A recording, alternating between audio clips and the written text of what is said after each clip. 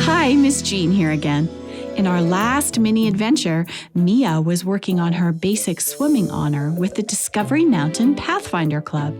She was doing swimmingly when she lost her grip on the kickboard and started sinking in the pool. Now, Mia's decided that she never wants to swim again. And what happens next in the Bible story that Natasha was telling her? Let's find out in the conclusion of this 4-part series of mini adventures called Sink or Swim. Let's exercise our faith along with Mia in today's episode called Float. Jesus asked the disciples to sail across the Sea of Galilee without him at night. That's when a huge storm rolled in. Why would Jesus have them go sailing in a storm at night? Didn't he know the storm was coming? Since he's God. Sure, I think he knew the storm was coming. The disciples in the middle of the storm prayed to God. They asked him to save them. Who should show up in the middle of the lake? Jesus, right? Exactly. And at first, the disciples were even more terrified. All they can see is someone in the storm walking on the water. They can't see who it is at first, or that it's Jesus. Yikes. But Jesus called out to them, "Have courage, don't be afraid, it's me." How do you think they felt then? Relieved, probably. I think so. So what do you think Peter did? Well, Peter always did or said something kind of out there, didn't he? That's Peter for you. So he said, "Lord, if it's you, tell me to come to you on the water." And you know what Jesus said? Sit down? Nope. He said something like, "Come out and join me." Whoa. Yeah. Peter got out of the boat and started walking towards Jesus, right on top of the water. Oh, yeah. I remember that part. Yep. Now Peter's doing pretty great until he sees how windy it still is out on the water. He starts sinking. And then he cried out, "Lord, save me." Then what? And the Bible tells us that Jesus immediately put out his hand and caught him.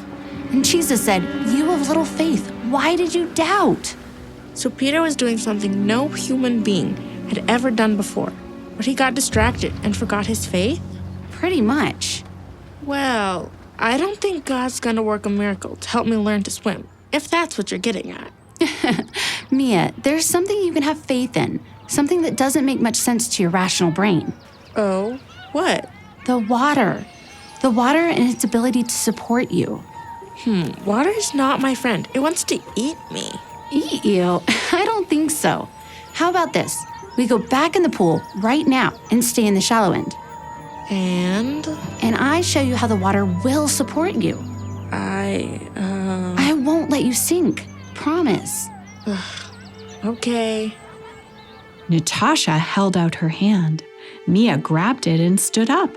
Together, they climbed back down into the pool. Okay, now, I'll keep my hand on your shoulder. You hold on to my arm, and the water will support you if you let it. Okay. You just need to relax. Don't hold your breath, and let the water do the work. Ready? I guess. Lean back and let your legs and your knees and your feet rise to the surface. That's good. There you go. Now, let go of my arm. Okay. That's perfect, Mia. You're floating. Really? Yeah. And if you can do that, you're not going to sink. I'm floating for real? For real. Now you know how to let go. Do you trust that the water will support you? Yeah. Wow, I'm doing it. You're doing it. Natasha helped Mia practice floating again and again until she felt comfortable doing it on her own. Pathfinders, come on over here.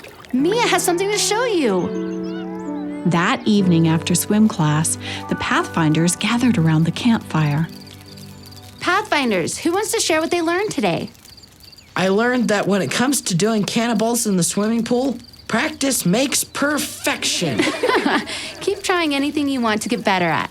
That's an excellent lesson to learn and a rule for life. Oh, Janet? I learned that Harold can splash the entire pool with one cannonball dive. I'm not sure what to do with this information, though. Everybody needs goals. Just watch out for your friends when you're having fun, okay, Harold? Okay, Miss Simon. What else did we learn? Yes, Mia?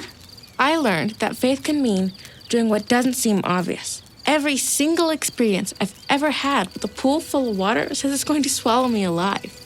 But today, I learned that it can actually hold me and support me if I let it. But if I'm going to let it, I've got to let go of everything else. Yeah, that's how faith works. We put our trust in God, even when everything around us seems to say that that's not a smart or even safe thing to do. And we find that He's got our back. When I moved to Discovery Mountain, I didn't really know God that well, or maybe at all. But I found that as soon as I ask for His help, He's right there and has been all along. It's beautiful, isn't it? But that's what trust is all about, even when it doesn't seem obvious at all. Yes, Harold. Is there a Cannibal Pathfinder on her? I'll check the website and let you know. Because if there isn't, I could totally write the lessons for it. Thanks, Harold. I'll take that to the next curriculum meeting. Marco! Hello! Marco! Hello. Harold, you're supposed to keep your eyes closed.